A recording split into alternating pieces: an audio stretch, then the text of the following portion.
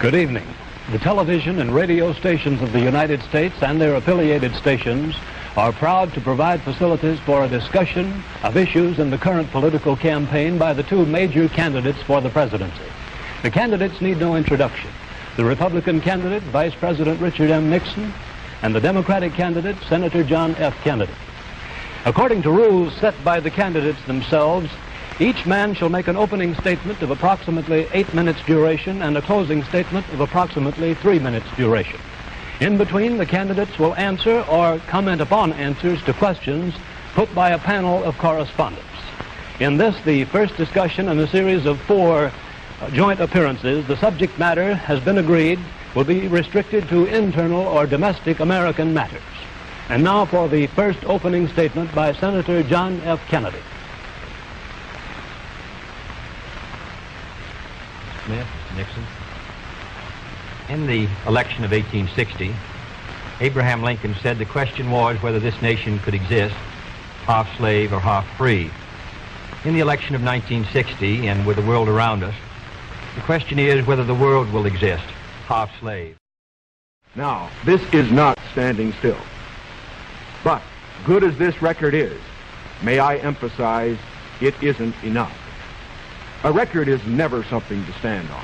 It's something to build on. And in building on this record, I believe that we have the secret for progress. We know the way to progress. And I think, first of all, our own record proves that we know the way. Senator Kennedy has suggested that he believes he knows the way. I respect the sincerity with which he makes that suggestion.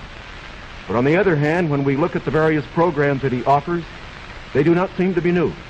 They seem to be simply retreads of the programs of the Truman administration which preceded it. And I would suggest that during the course of the evening he might indicate those areas in which his programs are new, where they will mean more progress than we had then.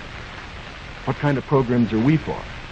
We are for programs that will expand educational opportunities, that will give to all Americans their equal chance for education, for all of the things which are necessary and dear to the hearts of our people.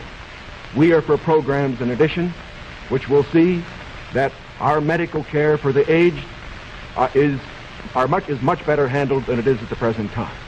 Here again, may I indicate that Senator Kennedy and I are not in disagreement as to the aim. We both want to help the old people. We want to see... Mr. Vice President, since the question of executive leadership is a very important campaign issue, I'd like to follow Mr. Noven's question. Now, Republican campaign slogans, you see them on signs around the country as we did last week, say, "It's experience that counts." That's over a picture of yourself, sir. Implying that you've had more governmental, executive decision-making experience than your opponent. Now, in his news conference on August 24th, President Eisenhower was asked to give one example of a major idea of yours that he adopted. His reply was, and I'm quoting, "If you give me a week, I might think of one. I don't remember." Now, that was a month ago, sir, and the President hasn't brought it up since. And I'm wondering, sir, if you can clarify which version is correct, the one put out by Republican campaign leaders or the one put out by President Eisenhower. Kennedy's comment? When the Vice President quotes me in January 60, I do not believe the federal government should pay directly teachers' salaries, but that was not the issue before the Senate in February.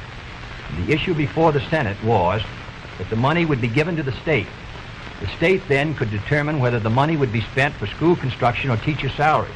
On that question, the Vice President and I disagreed.